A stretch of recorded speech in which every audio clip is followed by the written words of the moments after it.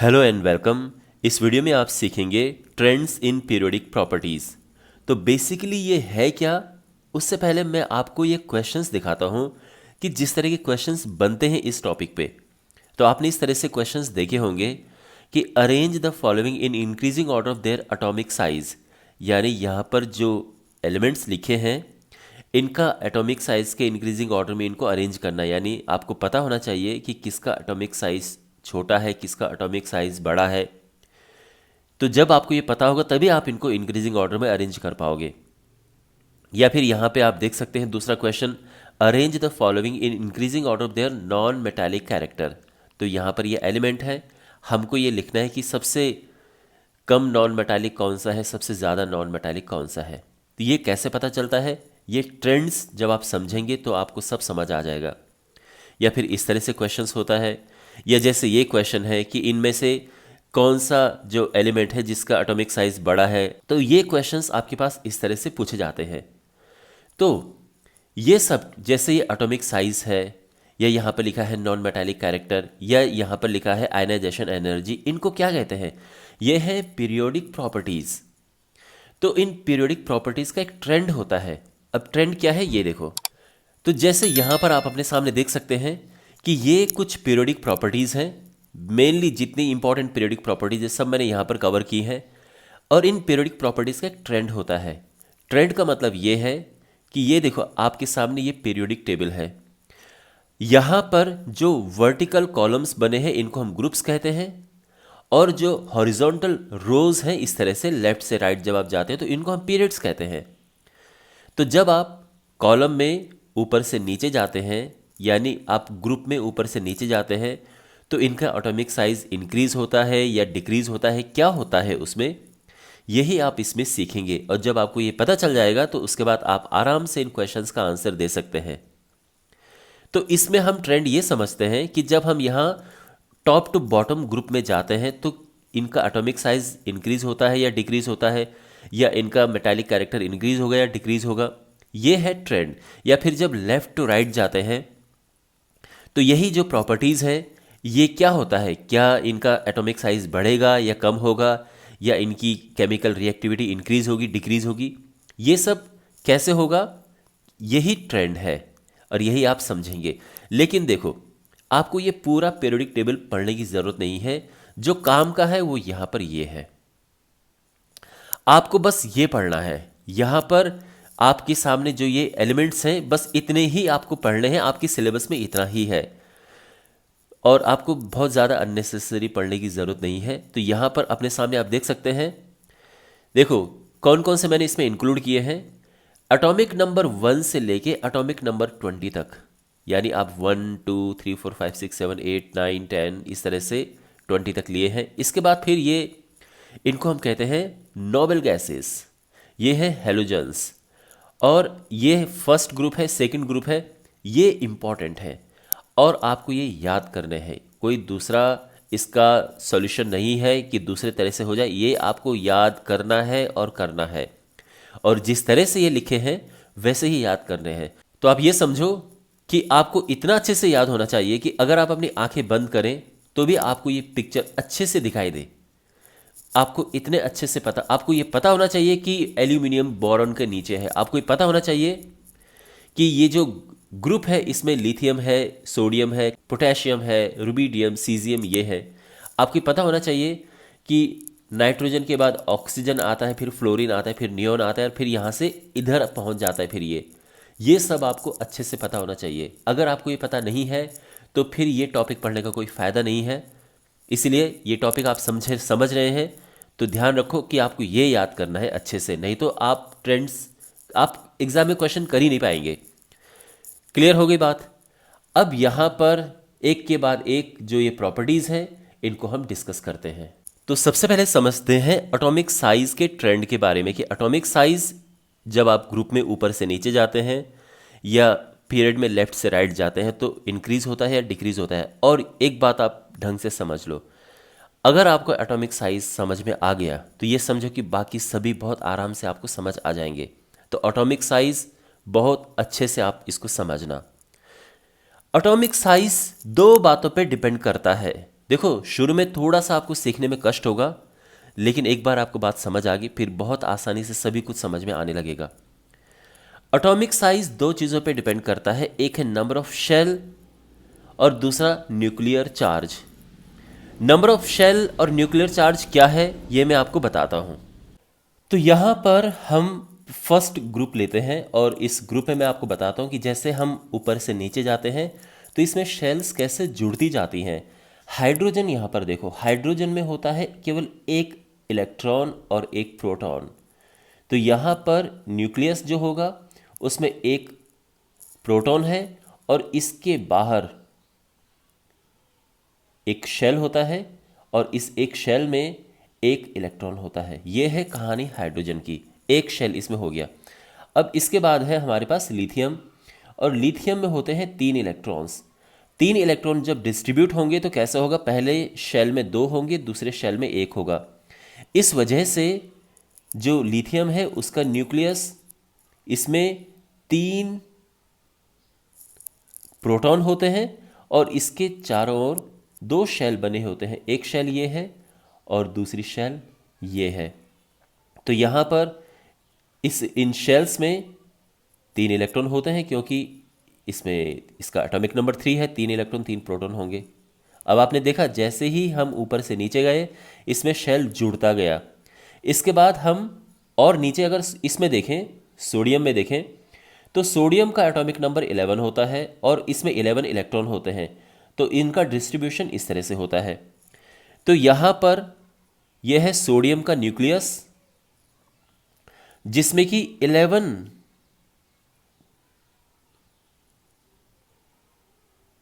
11 protons हैं और 3 shell में 11 इलेक्ट्रॉन्स भी फिल होते हैं। एक शेल ये है, एक शेल ये है और एक शेल ये है। तो यहाँ पे 3 शेल्स में इलेक्ट्रॉन्स फिल होते हैं, ठीक है। ये 8 इसमें आएंगे और एक फाइनली बाहर वाले में आएगा। आप देख सकते हैं जैसे हम ऊपर से नीचे जा रहे हैं तो यहाँ पर शेल्स बढ़ती जा रही हैं, तो ऑब्वियस सी बात है इनका साइज भी बढ़ता जा रहा है। इस वजह से जब हम टॉप टू बॉटम जाते हैं यानी किसी ग्रुप में ऊपर से नीचे की तरफ जाते हैं तो इसमें शेल्स इंक्रीज होती है, नंबर ऑफ शेल्स बढ़ती जाती हैं और इनका एटॉमिक साइज भी बढ़ेगा। या तो एटॉमिक साइज कह सकते हैं या एटॉमिक रेडियस भी कह सकते हैं। तो इनका एटॉमिक रेडियस इंक्रीज होता है, एटॉमिक साइज इंक्रीज होता है। क्यों इंक्रीज होता है? बिकॉज नंबर ऑफ शेल्स इसमें ऐड होती जाती हैं, ठीक है ना।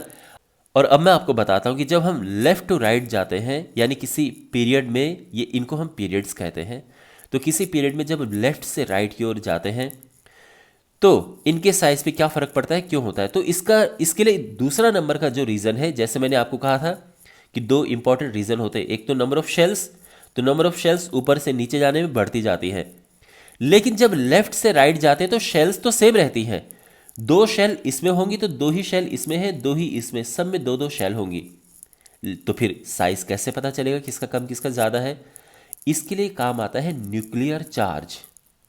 तो जब हम लेफ्ट टू राइट जाते हैं तो न्यूक्लियर चार्ज किस तरह से इसके रेडियस को असर डालता है ये मैं आपको बताता हूं। तो यहां पर आप देख सकते हैं मैंने जो सेकंड पीरियड है उसके एलिमेंट्स लिखे हैं। सेकंड पीरियड में हमारे पास lithium, beryllium, boron, carbon, nitrogen, oxygen, fluorine, neon होते हैं। यानी पीरियड में लेफ्ट से राइट जाते हुए इस तरह से इसमें है। इसमें होते हैं इसका एटॉमिक नंबर 3 है, इसमें 3 प्रोटॉन 3 इलेक्ट्रॉन होंगे। इसका एटॉमिक नंबर 4 है, इसका 5, 6, 7, 8, 9, 10। तो सबसे पहले लिथियम का देखो। लिथियम में जैसे कि मैंने बताया इसमें पहले में 2 होते हैं, पहले शेल में, दूसरे में 1 होता है। इसमें पहले शेल में 2, दूसरी शेल में 2, इसमें पहले शेल में 2, फिर 3। यह है 2, 4, यह है 2, 5, यह है पहले शेल में 2, दूसरे में 6, ये 2, 7 और ये 2, 8। तो अब आप यहां पर एक चीज समझो, यह है प्रोटॉन्स और प्रोटॉन का चार्ज होता है पॉजिटिव। इसके बाहर है इलेक्ट्रॉन्स, उनका चार्ज होता है नेगेटिव। और आप ये जानते हैं कि प्रोटॉन्स एंड इलेक्ट्रॉन्स एक दूसरे को अट्रैक्ट करेंगे बिकॉज जो ऑपोजिट चार्जेस होते हैं एक दूसरे को अट्रैक्ट करते हैं। तो ये जो प्रोटॉन्स हैं इन इलेक्ट्रॉन्स को पुल करेंगे और इसको हम कहते हैं न्यूक्लियर पुल। तो ये न्यूक्लियर पुल लगाते हैं। अब यह है लिथियम का केस। अगर मैं बात करूं बेरिलियम की, तो बेरिलियम में क्या हो जाएगा, इसमें 4 प्रोटॉन है और इसकी वजह से एक यहां पर प्रोटॉन इंक्रीज होगा और एक इलेक्ट्रॉन यहां पर इंक्रीज होगा। लेकिन जैसे ही यहां पर एक प्रोटॉन बढ़ा, यहां पे एक इलेक्ट्रॉन बढ़ा, क्योंकि देखो जितने प्रोटॉन उतने इलेक्ट्रॉन होते हैं। इसका जो पुल है, न्यूक्लियर पुल, वो और बढ़ जाएगा। सोचो क्यों? क्योंकि अब ये चार्ज और स्ट्रांग हो गया है ना। तो बिकॉज ये पॉजिटिव चार्ज और स्ट्रांग हो गया है और भी नेगेटिव चार्ज भी स्ट्रांग हो गया है, तो एक दूसरे को ज़्यादा अच्छे से ये खींचेंगे, एक दूसरे की ओर पुल करेंगे। ये न्यूक्लियर पुल इसमें इलेक्ट्रॉन्स पे लगेगा और ये और अंदर की तरफ चला जाएगा इस तरह से। यहां पे अब बोरॉन का डिस्कस करते हैं। देखो बोरॉन में कितने प्रोटॉन्स है? 5 और 5 इलेक्ट्रॉन्स है। तो एक प्रोटॉन यहां पर बढ़ जाएगा, एक और इलेक्ट्रॉन बढ़ जाएगा, यानी जो न्यूक्लियर चार्ज है वो और स्ट्रांग हो गया है। और यहां पर 5 प्रोटॉन 5 इलेक्ट्रॉन्स हैं। तो क्या होगा कि अब ये और स्ट्रांग तरीके से इसको पुल करेगा अपनी ओर, अंदर की ओर, और इस वजह से इसका साइज फिर से रिड्यूस हो जाएगा इस तरह से। अब जब हम कार्बन की बात करेंगे तो यहाँ पर हमारे पास एक प्रोटॉन और ऐड हो जाएगा, क्योंकि कार्बन में 6 प्रोटॉन 6 इलेक्ट्रॉन्स हैं और यहाँ पर एक इलेक्ट्रॉन बढ़ जाएगा। ठीक है, एक प्रोटॉन यहाँ बढ़ गया, एक इलेक्ट्रॉन और यहाँ बढ़ गया है, चार्ज और स्ट्रांग हो गया है और इसकी वजह से यहाँ पर जो न्यूक्लियर पुल है वो और भी ज़्यादा स्ट्रांग हो गया है और इसका साइज फिर से रिड्यूस हो जाएगा।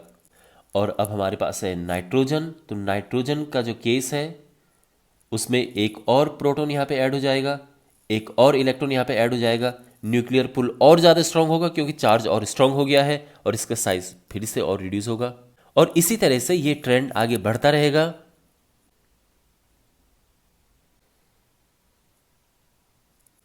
ऑलराइट, तो यहाँ पर आप देख रहे हैं कि जैसे हम नियोन पे पहुंचे, यानी फ्लोरीन तक साइज छोटा होता गया, जैसे हम नियोन पे पहुंचे साइज फिर से बड़ा हो गया। इसका क्या रीज़न है? देखो नियोन जो है इसके लास्ट में 8 इलेक्ट्रॉन्स होते हैं। 8 इलेक्ट्रॉन्स यानी इसका जो शेल है वो कंप्लीट हो गया है। और ये आउटर मोस्ट शेल कंप्लीट होने की वजह से जो इलेक्ट्रॉन्स का रिपल्शन है वो रिपल्शन काफ़ी ज़्यादा है, यानी इलेक्ट्रॉन्स एक दूसरे से दूर जाने की कोशिश कर रहे हैं। और जो इस केस में न्यूक्लियर पुल है, जो न्यूक्लियर पुल लग रहा था, वो कंपैरेटिवली बहुत स्मॉल हो जाएगा। इलेक्ट्रॉनिक रिपल्शन इंक्रीज हो जाएगा क्योंकि इसका जो आउटर मोस्ट शेल है वो कंप्लीट है। यानी आपको पता है ना कि जब लास्ट में 8 होते हैं वो कंप्लीट होता है। तो आउटर मोस्ट शेल में पूरे 8 इलेक्ट्रॉन्स है यानी कंप्लीट है और इस वजह से जो इलेक्ट्रॉन का आपस का रिपल्शन है, इलेक्ट्रॉनिक रिपल्शन, वो इंक्रीज हो जाएगा, वो काफ़ी ज़्यादा हो जाएगा और इस वजह से इसका साइज इंक्रीज हो जाता है एकदम से। तो ये जो ट्रेंड है कि जब हम लेफ्ट टू राइट जा रहे हैं और न्यूक्लियर चार्ज इंक्रीज हो रहा है, आपने देखा ना ये न्यूक्लियर चार्ज यहाँ पे इंक्रीज हो रहा था, तो जो इनका साइज है वो तो रिड्यूस हो रहा था लेकिन यहाँ पर साइज वापस से इंक्रीज हो गया है। और इसीलिए यहाँ पर आप देख सकते हैं ये जो क्वेश्चन मैंने लिखा है कि फ्लोरीन एंड नियोन, इसमें किसका साइज बड़ा है, तो एक्चुअल में हमारा आंसर होगा कि नियोन का साइज बड़ा है। जबकि जो ट्रेंड कह रहा है वो ये कहता है कि जब लेफ्ट से राइट की ओर जाते हैं तो साइज कम होता है। लेकिन इसमें एक एक्सेप्शन है, ये एक्सेप्शन है कि जो नियोन है उसका साइज बड़ा होता है। और ये रीज़न आप क्या देंगे? तो इसका रीज़न आप ये देंगे कि neon has complete outermost shell and hence the electronic repulsion is high and nuclear pull is very small in this case। तो जो न्यूक्लियर पुल है जिसकी वजह से ये अंदर आता जा रहा था वो कम है इस केस में, और बिकॉज इसका आउटरमोस्ट शेल कंप्लीट है। मैं बार बार आपको इसलिए समझा रहा हूँ क्योंकि बहुत इंपॉर्टेंट क्वेश्चन है ये जो मैं यहाँ पे मैं जिसकी बात कर रहा हूँ ये बहुत बार पूछा जाता है क्वेश्चन, और रीज़न भी साथ में पूछा जाता है, इसलिए आपको ये आना चाहिए। ओके, तो वापस इस स्लाइड पे आते हैं। और अब जैसे कि मैंने आपको ऑलरेडी एक्सप्लेन कर दिया है कि जो एटॉमिक साइज़ है ये शेल पे कैसे डिपेंड करता है और न्यूक्लियर चार्ज जो है उस पर कैसे डिपेंड करता है। तो ये मैंने आपको समझा दिया है कि जैसे shell number of shell increase होते हैं एटॉमिक साइज इंक्रीज होता है क्योंकि शेल जुड़ती जाती हैं। लेकिन जैसे न्यूक्लियर चार्ज इंक्रीज होगा एटॉमिक साइज डिक्रीज होगा क्योंकि न्यूक्लियर पुल स्ट्रांग हो जाएगा और वो इलेक्ट्रॉन को अंदर की तरफ खींचेगा। ये रीज़न है।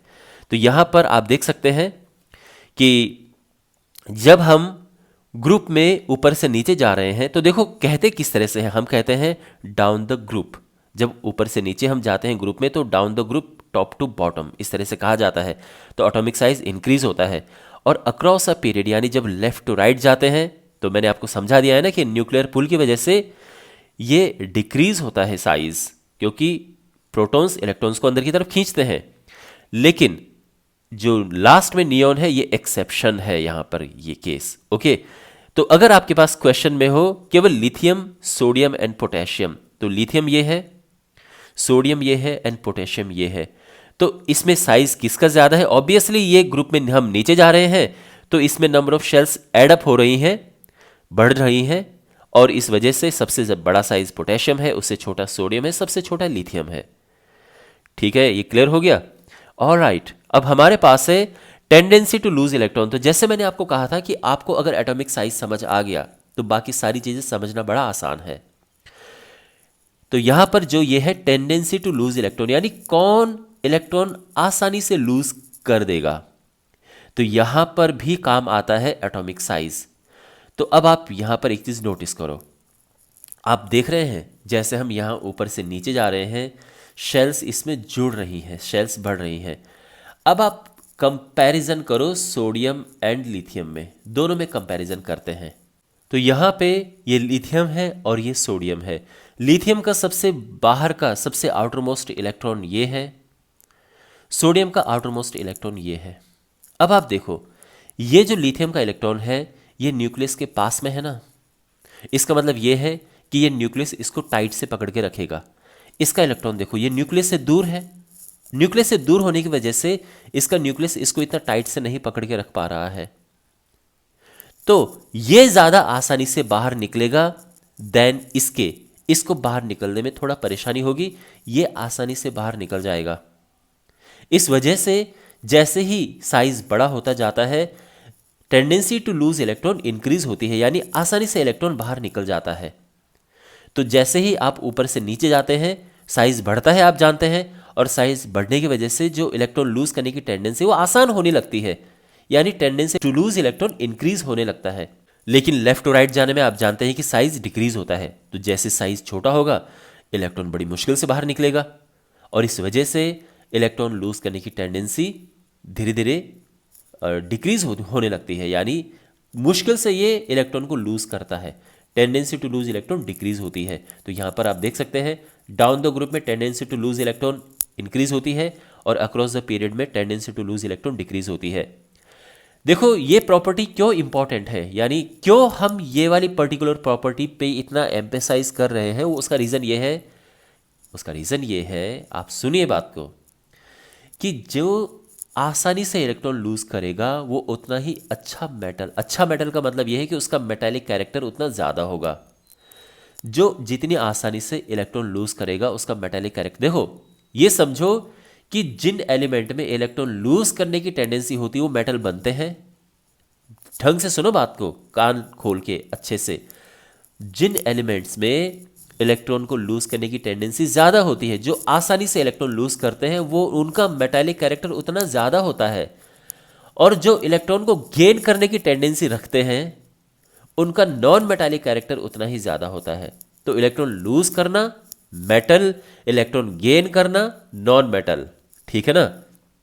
तो आप ये समझो कि जैसे ही आप ग्रुप में ऊपर से नीचे आते हैं इलेक्ट्रॉन को लूज करने की टेंडेंसी बढ़ती है, आसानी से लूज होता है, और इसी वजह से मेटालिक कैरेक्टर भी इंक्रीज होता है। लेकिन पीरियड में लेफ्ट टू राइट जाने में इनका साइज डिक्रीज होता है, इलेक्ट्रॉन मुश्किल से बाहर निकलता है, और इस वजह से ही मेटालिक कैरेक्टर भी डिक्रीज होता है। इसलिए आपने नोटिस किया होगा कि जैसे आप लेफ्ट टू राइट जाते हैं तो ये शुरू में मेटल रहता है, फिर मेटोलाइट बन जाता है, और बाद में नॉन मेटल बनने लग जाते हैं, क्योंकि लेफ्ट टू राइट जाने में मेटालिक कैरेक्टर डिक्रीज होता है।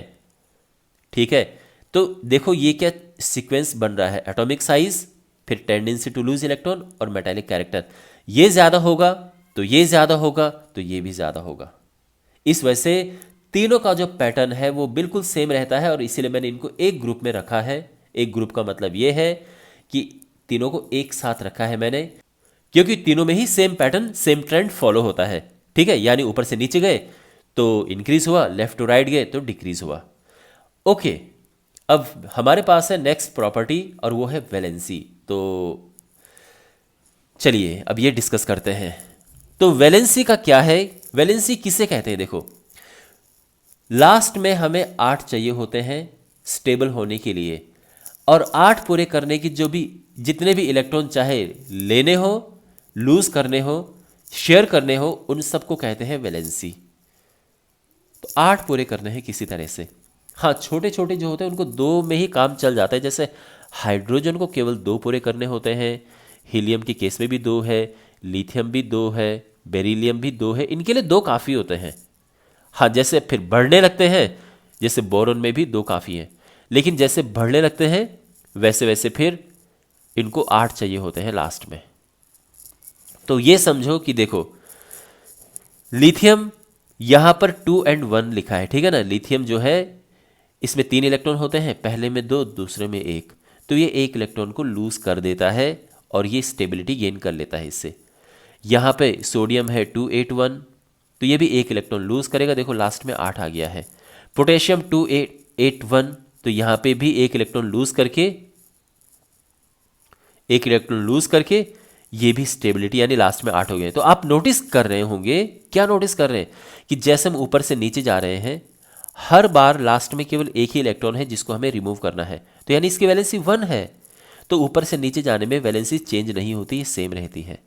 लेकिन जब आप लेफ्ट टू राइट जाते हैं तो एक इंटरेस्टिंग पैटर्न फॉलो होता है। देखो कैसे, यहां पर है लिथियम, लिथियम में होते हैं 2 और 1, तो इसकी वैलेंसी 1 है क्योंकि 1 इलेक्ट्रॉन यहां से हटाना है। बेरिलियम में होते हैं 2 2, तो इसकी वैलेंसी 2 होती है क्योंकि 2 इलेक्ट्रॉन यहां से हटाना है, लास्ट में हमें 2 चाहिए। बोरॉन में 2 3 होते हैं, इसकी वैलेंसी 3 होती है। यहां पर कार्बन की वैलेंसी 4 है क्योंकि इसमें 2 4 होते हैं, तो इसको पूरे 8 करने होते हैं। तो देखो ये शेयर करता है, तो 8 बनाने के लिए इसको 4 चाहिए। नाइट्रोजन में 2 5 है, तो देखो इसको 8 बनाने के लिए क्या करना है, इसको 3 शेयर करने होते हैं, तो अब इसकी वैलेंसी 3 हो गई है। ऑक्सीजन 2 6 है, तो इसको 8 पूरे करने के लिए 2 चाहिए, इसकी वैलेंसी 2 हो गई है। तो आप नोटिस कर रहे हैं ना पैटर्न, जैसे ये 2 7 है, यहाँ पे 8 पूरे करने के लिए 1 चाहिए, और ये 2 8 है, ये तो पूरा ही कंप्लीट है, इसको कोई ज़रूरत ही नहीं है। तो पैटर्न क्या है कि जैसे हम लेफ्ट से राइट जाते हैं तो वैलेंसी पहले तो इंक्रीज हुई, फिर डिक्रीज हुई, ठीक है, क्योंकि 8 पूरे करने के लिए कितना ले रहा है कितना दे रहा है वो वैलेंसी होती है। तो ये पैटर्न आई होप आपको समझ आ गया होगा। और अब है केमिकल रिएक्टिविटी। तो कौन सा एलिमेंट ज़्यादा केमिकली रिएक्टिव है, यानी किसकी रिएक्टिविटी ज़्यादा है, किसकी रिएक्टिविटी कम है, इसके लिए हम देखते हैं टेंडेंसी टू लूज और गेन इलेक्ट्रॉन। तो ये समझो, सीधा सीधा ये समझो कि जो एलिमेंट जितनी आसानी से इलेक्ट्रॉन लूज करेगा या गेन करेगा वो उतना ही ज़्यादा रिएक्टिव होगा, यानी जो आसानी से इलेक्ट्रॉन लूज करे या गेन करे। तो यहां पर देखो, अब जब हम ऊपर से नीचे जाते हैं मेटल में, तो आप जानते हैं कि मेटल में ऊपर से नीचे जाने पे इलेक्ट्रॉन को लूज करने की टेंडेंसी बढ़ती है क्योंकि साइज बढ़ता है, इस वजह से इसकी रिएक्टिविटी इंक्रीज होती है। तो जैसे आप ऊपर से नीचे जाते हैं वो उतना ही ज़्यादा रिएक्टिव होता है। लेकिन नॉन मेटल का केस उल्टा है। नॉन मेटल में इलेक्ट्रॉन लूज करने की नहीं, इलेक्ट्रॉन गेन करने की टेंडेंसी देखेंगे। फ्लोरीन सबसे अच्छा इलेक्ट्रॉन गेन करता है, फिर ये कम, ये और कम और ये और कम, तो इसकी इलेक्ट्रॉन गेन करने की टेंडेंसी सबसे ज़्यादा है, इसलिए फ्लोरीन सबसे ज़्यादा रिएक्टिव है। ये कम है, ये कम है, ये और कम है, यानी ऊपर से नीचे जाते हुए नॉन मेटल्स में केमिकल रिएक्टिविटी डिक्रीज होती है। ध्यान रखना, मेटल में इंक्रीज होती है ऊपर से नीचे जाते हुए और नॉन मेटल में डिक्रीज होती है। अक्रॉस अ पीरियड जब हम लेफ्ट टू राइट जाते हैं तो यहाँ पे देखो, आप जानते हैं कि शुरू में तो इलेक्ट्रॉन को लूज करते हैं ये, लेकिन बाद में इलेक्ट्रॉन को गेन करते हैं। तो यहाँ पर ये इलेक्ट्रॉन लूज करने की टेंडेंसी इसकी ज़्यादा है, इसकी इलेक्ट्रॉन गेन करने की टेंडेंसी ज़्यादा है। तो यहाँ पर इसी वजह से ये इसकी रिएक्टिविटी काफ़ी ज़्यादा है, ये थोड़ा कम है क्योंकि इलेक्ट्रॉन को लूज थोड़ा मुश्किल से करता है, ये इलेक्ट्रॉन को और मुश्किल से लूज करता है। और इसके बाद लूज की तो कोई बात ही नहीं है, यहाँ पे तो इलेक्ट्रॉन को गेन करते हैं ये। इस वजह से आप ये समझो कि ग्राफ कुछ इस तरह से जाता है, यानी यहाँ से यहाँ तक, ठीक है। ये तो नोबेल गैस है, इसको तो रिएक्टिविटी तो छोड़ ही दो इसकी, यहाँ तक। तो इसकी रिएक्टिविटी पहले डिक्रीज होती है और फिर इंक्रीज होती है। तो फर्स्ट डिक्रीज देन इंक्रीज। क्यों? क्योंकि पहले इलेक्ट्रॉन लूज करने की टेंडेंसी डिक्रीज होती है, लेकिन बाद में इलेक्ट्रॉन गेन करने की टेंडेंसी इंक्रीज हो जाती है। ये है, ठीक है। अब हमारे पास है इलेक्ट्रॉन को गेन करने की टेंडेंसी ये हम ऑलरेडी थोड़ा बहुत डिस्कस कर चुके हैं, लेकिन यहाँ पर इसका एसोसिएशन है नॉन मेटेलिक कैरेक्टर से। जो एलिमेंट जितना अच्छे से इलेक्ट्रॉन गेन करेगा वो उतना ही ज़्यादा नॉन मेटल होगा। तो आप समझ सकते हैं कि जैसे हम यहाँ से ऊपर से नीचे जाएंगे, कहाँ इलेक्ट्रॉन गेन करेगा, साइज तो बढ़ रहा है इसका, इलेक्ट्रॉन को गेन करना बड़ा मुश्किल हो जाएगा, है ना। यहाँ पे इलेक्ट्रॉन को लूज करना आसान होता है, गेन तो दूर की बात है। इसीलिए जब हम ऊपर से नीचे यहाँ पे जाते हैं ग्रुप में, तो मेटेलिक कैरेक्टर इंक्रीज होता है, यानी नॉन मेटेलिक डिक्रीज होता है।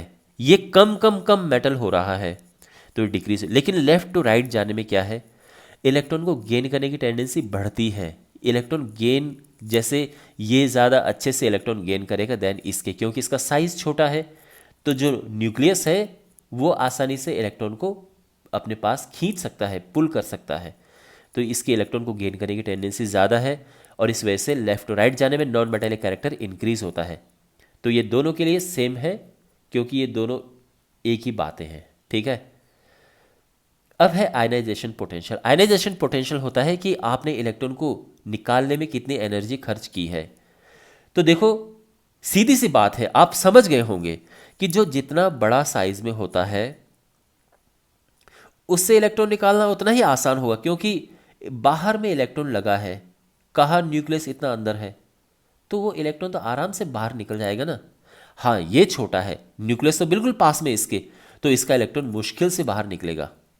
ये मैंने आपको पहले भी समझाया था, है ना, कि जो साइज में छोटा होगा उसका इलेक्ट्रॉन बड़ी मुश्किल से बाहर निकलेगा, यानी उसके लिए उतनी ज़्यादा एनर्जी देनी पड़ेगी। और यहाँ पर जो साइज में बड़ा है उसका इलेक्ट्रॉन आसानी से निकल जाएगा, यानी कम एनर्जी में भी काम चल जाएगा। तो इस वजह से जब ऊपर से नीचे जाते हैं तो आयनाइजेशन पोटेंशियल या फिर आयनाइजेशन एनर्जी जो है वो डिक्रीज होती है, ठीक है ना। क्योंकि आयनाइजेशन पोटेंशियल क्या है, the energy required to remove an electron from a neutral isolated gaseous atom and convert it into a positively charged gaseous ion is called ionisation potential और आयनाइजेशन एनर्जी, ठीक है ना। यानी एनर्जी आपने कितनी the electron को निकालने के लिए, तो यहाँ पे ज़्यादा एनर्जी देनी पड़ेगी, क्योंकि इलेक्ट्रॉन मुश्किल से यहाँ निकलेगा। और जब लेफ्ट टू राइट जाते हैं तो देखो, लेफ्ट टू राइट में आप सोचो आप मेरे आंसर करने से पहले आप ही बताओ कि ये इलेक्ट्रॉन आसानी से बाहर निकालेगा या ये निकालेगा। तो आप समझ गए होंगे कि ये साइज में बड़ा है और इसका जो बाहर का इलेक्ट्रॉन है न्यूक्लियस से बहुत दूर है वो, तो वो इलेक्ट्रॉन आराम से निकल जाएगा। ये इलेक्ट्रॉन निकालने में मुश्किल होगी क्योंकि इसका साइज बहुत छोटा है। तो इस वजह से जब हम लेफ्ट टू राइट जाते हैं आयनाइजेशन एनर्जी इंक्रीज होती है, क्योंकि हमें ज़्यादा एनर्जी की रिक्वायरमेंट है इलेक्ट्रॉन को निकालने के लिए, ठीक है। और फाइनली ये दो ट्रेंड है, इलेक्ट्रॉन अफिनिटी, यानी इलेक्ट्रॉन को ऐड किया और कितनी एनर्जी रिलीज हुई। तो इसका पैटर्न भी यही है कि जब हम डाउन द ग्रुप जाते हैं तो ये डिक्रीज होती है, लेकिन लेफ्ट टू राइट जाते हैं अक्रॉस ए पीरियड तो इंक्रीज होती है। और ऐसे ही इलेक्ट्रोनेगेटिविटी का है कि इलेक्ट्रोनेगेटिविटी क्या है, देखो, the tendency of an atom in a molecule to attract the shared pair of electrons towards itself is called its electronegativity. तो कितना ईजिली जो शेयर्ड पेयर ऑफ इलेक्ट्रॉन है उनको अपनी तरफ अट्रैक्ट करता है। और ये जो है ये भी लेफ्ट टू राइट जाने में इंक्रीज होती है, टॉप टू बॉटम में डिक्रीज होती है। तो इस वजह से देखो, जो यहाँ पर आप नोटिस करेंगे कि ये जो लास्ट की चार प्रॉपर्टीज़ हैं ये बिल्कुल एक जैसा ट्रेंड फॉलो करती है। यानी देखो, ये पूरी समरी समझ लो आप, यहाँ पर इसका आप स्क्रीनशॉट लो, कुछ लोग बिल्कुल समरी समझ लो। यानी जब हम ऊपर से नीचे जाते हैं ग्रुप में तो ये डिक्रीज होती है, और लेफ्ट टू राइट जाते हैं तो ये इंक्रीज होती है, और ये चारों में सेम ट्रेंड फॉलो होता है, ठीक है। और इसका ट्रेंड तो आपको पता ही है, कभी इंक्रीज कभी डिक्रीज, तो इसलिए इनको मैंने अलग उसमें लिखा है, ओके। और अब हम उन क्वेश्चंस को करते हैं जो मैंने इस वीडियो की शुरुआत में आपको दिखाए थे, जिससे कि ये पता चल जाए कि आपने ये टॉपिक कितना अच्छे से सीखा है। तो सबसे पहले हमारे पास एक क्वेश्चन है, arrange the following in increasing out of their atomic size, यानी सबसे छोटा पहले लिखना है, फिर बड़ा, फिर और बड़ा, फिर और बड़ा। देखो, फ्लोरीन, क्लोरीन, ब्रोमीन, आयोडीन, ये है हमारा ये हैलोजन वाला। तो यहाँ पर अब आप देखो, फ्लोरीन, क्लोरीन, ब्रोमीन, आयोडीन। अब आप जब हम इनमें ऊपर से नीचे जाते हैं तो इनका साइज इंक्रीज होता है, ठीक है ना। क्यों? क्योंकि शेल इसमें एडअप होती जाती हैं, शेल बढ़ती जाती हैं। इसमें 2 शेल, 3 शेल, 4 शेल, 5 शेल। तो सबसे छोटा ये, फिर ये, फिर ये, सबसे बड़ा ये है। तो हम यहाँ पर लिखेंगे कि सबसे जो छोटा है वो फ्लोरीन है, इससे बड़ा है क्लोरीन, फिर इससे बड़ा है ब्रोमीन और इससे बड़ा है आयोडीन। अब यहाँ पे देखो, sodium, lithium, potassium, carbon, sodium, lithium, potassium and carbon. Okay, तो सबसे पहले बात तो ये है कि इनमें सबसे छोटा होगा कार्बन, है ना। देखो, इन तीनों का कंपैरिजन करना आसान है आपस में। जैसे नीचे जा रहे हैं इनके शेल बढ़ रहे हैं, सबसे बड़ा है ये क्योंकि इसमें सबसे ज़्यादा शेल है, उससे छोटा है ये, उससे छोटा है लिथियम, लेकिन लिथियम से भी छोटा है कार्बन। क्यों? क्योंकि लेफ्ट टू राइट जाने में साइज डिक्रीज होता है क्योंकि न्यूक्लियर पुल इंक्रीज होता जाता है। तो ये जो है ऑर्डर है यहाँ पर, कार्बन, लिथियम, सोडियम, पोटेशियम। यहाँ पे लिख देता हूँ, carbon, lithium, sodium and potassium. अब हमारे पास है सेकंड क्वेश्चन और इसमें हमें अरेंज करना है in increasing order of their non metallic character. तो यानी कौन ज़्यादा नॉन मेटालिक। देखो, नॉन मेटालिक किससे एसोसिएटेड होता है? नॉन मेटालिक का मतलब है कि टेंडेंसी टू गेन इलेक्ट्रॉन, कौन कितना अच्छे से इलेक्ट्रॉन को गेन करता है, यानी साइज में कौन सबसे छोटा है। सिंपल सी बात ये है। तो देखो, ये हमारे पास है और इसमें देखो आप, सोडियम, सिलिकॉन, सल्फर, क्लोरीन। तो सोडियम, सिलिकॉन, सल्फर, क्लोरीन। तो यहाँ पर जैसे हम लेफ्ट टू राइट जाते हैं तो tendency to gain electron increase होती है, यानी non metallic character left to right में इंक्रीज होता है। तो इस वजह से हमारे पास जो पैटर्न हुआ वो है sodium, silicon, sulphur and chlorine. तो जैसे जैसे हम लेफ्ट टू राइट जा रहे हैं ये इंक्रीज हो रहा है इनका non metallic character. Largest ionisation energy, किसकी आयनाइजेशन एनर्जी सबसे ज़्यादा है? तो आयनाइजेशन एनर्जी का मतलब ये है कि कितनी एनर्जी हमें देनी पड़ी इलेक्ट्रॉन को रिमूव करने के लिए। तो जो साइज में सबसे बड़ा होगा वो उसको मेहनत उसमें हमें मेहनत नहीं करनी पड़ेगी इलेक्ट्रॉन को रिमूव करने के लिए। तो जैसे हम नीचे जा रहे हैं आयनाइजेशन एनर्जी कम कम होती जा रही है, तो इस वजह से सबसे कम आयनाइजेशन एनर्जी सीजियम की होगी। फिर इससे ऊपर है ये, इससे ऊपर है ये और इससे ऊपर है ये। इसके आयनाइजेशन एनर्जी इनमें सबसे ज़्यादा होगी, यानी जब हम टॉप टू बॉटम जाते हैं तो ये डिक्रीज होती है। और फाइनली हमारे पास ये है साइज़ किसका ज़्यादा है, क्यों है? इसका ज़्यादा है, ये साइज़ में बड़ा है क्योंकि इसमें नंबर ऑफ शेल्स ज़्यादा है। इन दोनों में साइज़ किसका बड़ा है? तो इन दोनों में से जो साइज़ है वो है सोडियम का बड़ा। क्यों? क्योंकि देखो दोनों में नंबर ऑफ शेल तो एक जैसी है, बट इसमें जो न्यूक्लियर पुल है ये ज़्यादा है, इस वजह से या हम ये कहेंगे कि sodium has less nuclear charge.